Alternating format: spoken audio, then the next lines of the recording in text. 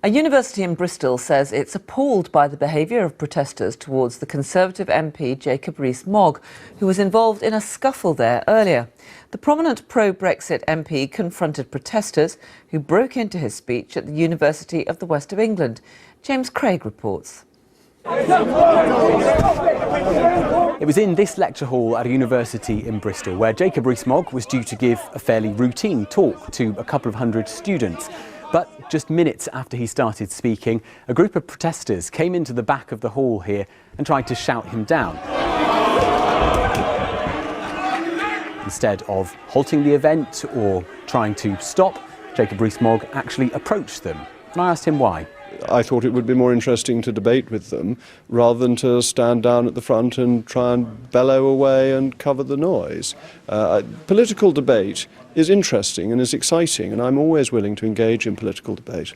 Well, Mr. Rees-Mogg might be trying to downplay what happened here tonight, but to me it certainly looked like an aggressive and a heated scene. Several other people from the audience also became involved, and it certainly looked to me as if Mr. Rees-Mogg himself was pushed or shoved during what happened.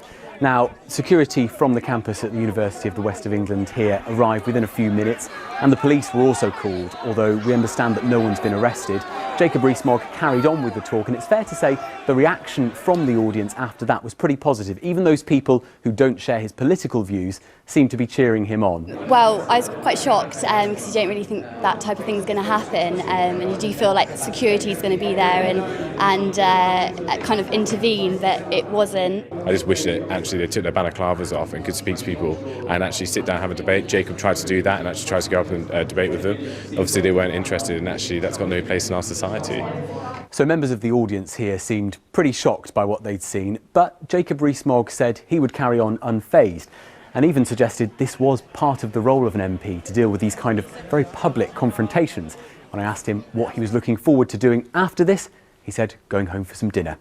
James Craig, BBC Points West. They thought we'd just roll over and have our tummies tickled, and they've suddenly discovered that the British bulldog doesn't behave like that.